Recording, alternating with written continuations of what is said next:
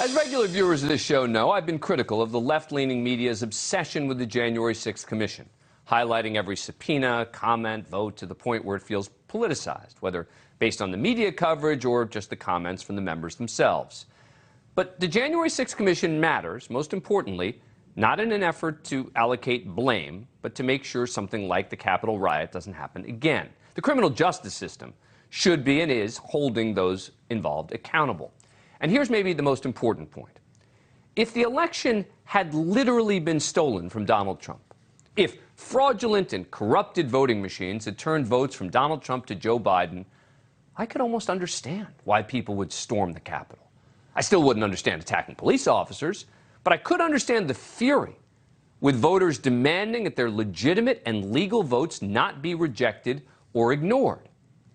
But that didn't happen. Those claims worked their way through the courts, and all were debunked both legally and then factually.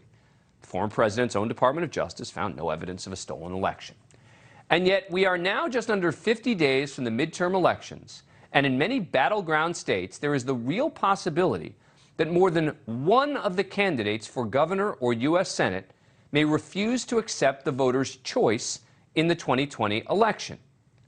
The Washington Post reports that Republican candidates in at least 12 key races, quote, declined to say whether they would accept the results of their contests, raising the prospect of fresh post-election chaos 2 years after Donald Trump refused to concede the presidency. Those 12 either refused to commit or declined to respond entirely, but let's be clear. We are not talking about challenging the results in court. That's totally legitimate, if not in many cases expected. This is about leaving open the possibility of simply claiming you won when you lost. And some of those who would not commit have a real chance of winning, fair and square. 5 out of 12 of them are in races labeled toss-ups by the Cook Political Report.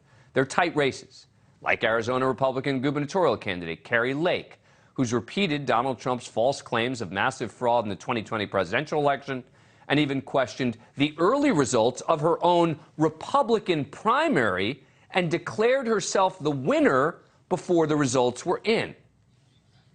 I wanted to say, wow, we already have the final results, but we know how our election systems work, and they don't work well. Election forecasting site 538 recently published an in-depth look at the candidates running in the 2022 midterms who deny the result of the 2020 presidential election or have called into question the legitimacy of the vote. The site reports 60% of Americans will have an election denier on the ballot this fall, and that more than half of House GOP members predicted to win seats in November have denied the election. Now, again, for clarity, claiming that the courts were wrong in certain decisions about the state election rules on what they should have been in 2020 does not make someone an election denier. Refusing to accept the results does. And I'm more concerned about looking forward than looking back. I get wanting to get 2 bites at the apple. Either you win or you can say you actually won. It's a nice cushion to have. It's also anti-American and unsupported by the vast majority of Americans, including what I talk about a lot on this show, the marginalized moderate majority. Look, if a radical of either party wins an election, so be it. That's for the voters to decide. I would certainly prefer to have a more moderate candidate in either party. But what we can't have is someone who refuses to accept the results of the election. These candidates are setting the stage for another January 6th. If one of these candidates claims that he or she actually won the election, insisting there was massive voter fraud, and then loses that battle in court, and continues to refuse to concede what they call a stolen election, then I am concerned that his or her supporters may storm that state's capital. Again, if the votes or the voting tallies were truly corrupted, it almost would be understandable. But what we're talking about here is not that reality. We're talking just about a dangerous unwillingness to accept defeat. Joining me now is Chris Jackson, Senior Vice President of Public Opinion Research firm Ipsos, and Linda Chavez. She served in the White House under 3 different Republican presidents. Thank you both very much for coming on the show. Appreciate it. All right, so Linda, let me ask you, are you concerned about this as a Republican, or is this, do you think, maybe a media-created exaggeration as to where we are with these Republican candidates? I'm concerned about it as an American, as someone who believes in democracy. And if we have elections and the American people are not willing to accept the results of those elections because the candidates that they supported falsely assert that they didn't lose, then it really is a threat to our democracy. It's a threat to our entire system. And we won't last for long as a democracy if this continues. So what can we do? I mean, look, I am trying to have this discussion as best I can in a nonpartisan way, right? I'm pointing out things that I have said in the past about the January 6th Commission, for example, that I think are problematic, et cetera. But it almost seems impossible to do that because the minute you start having this discussion, you get accused of politicizing it. And yet the reason I played the Carrie Lake bite was because she was already suggesting that there were shenanigans going on in the Republican primary. Well, and of course, we saw that also with Donald Trump last time around and in 2016. Look, I think what really needs to happen is that leadership in the Republican Party needs to stop this nonsense in its track. I think Mitch McConnell has done a reasonably good job on this issue, but Kevin McCarthy has not. He has been unwilling to slap down members in his own caucus who continue to assert that Donald Trump won the 2020 election. But what happened to leadership? You know, I worked for Ronald Reagan. That was a man who led. He did not follow. He didn't take the craziest elements within his party and decide that he was going to follow them down the primrose path. He led, and I'd like to see some leadership out of this Republican Party. Chris, how serious is this versus just the need at this point to not alienate voters, right? Meaning that I wonder whether some of these people aren't answering the question because they're simply concerned about hurting their base support as opposed to actually being ready to challenge it after the fact.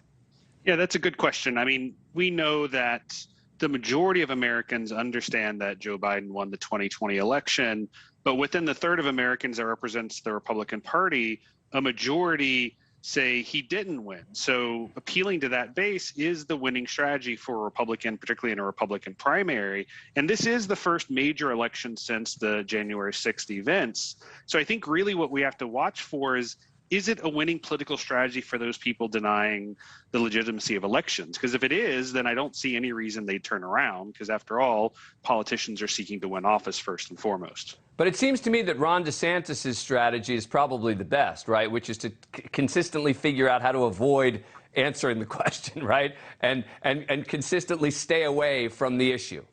Well, plausible deniability has long been a key facet of being a successful politician. I think DeSantis is just figuring out how to bring that into the modern election-denying Republican Party. Well, and Linda, do you think we're actually going to have, at the end, after it's all over, some of these candidates are going to lose, right? Do you think that they're actually going to create problems? They may refuse to concede, but are they actually going to, try and gin up outrage among their base to a point where there could be real problems? I don't expect to see another attack on the Capitol or on state legislatures or on capitals in the various states. What I worry about is not so much the candidates running for Senate and even governorships. I worry about those who are running for Attorney General and Secretary of State, because those are people that can have a determination going forward, not the ones who lose, but the ones who win. And we're going to see election deniers winning some of these races, and that's what worries me most. Yeah, but look, as far as I'm concerned, if election deniers win the election, they win the election. And the voters voted for them. You can have that discussion at another point, and I get it. You're saying the people who are dealing with the elections are the problem. But my concern is, the people who are not the ones who win the elections, but the ones who actually lose. I guess this becomes a sort of circular question because determining who won and lost is in the hands of the people you're talking about. Linda Chavez and Chris Jackson, thank you very much for coming on the show. Appreciate it. Good to be with you.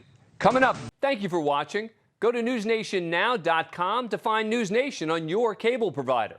And don't forget to click the red subscribe button below to get more of NewsNation's fact-driven, unbiased coverage.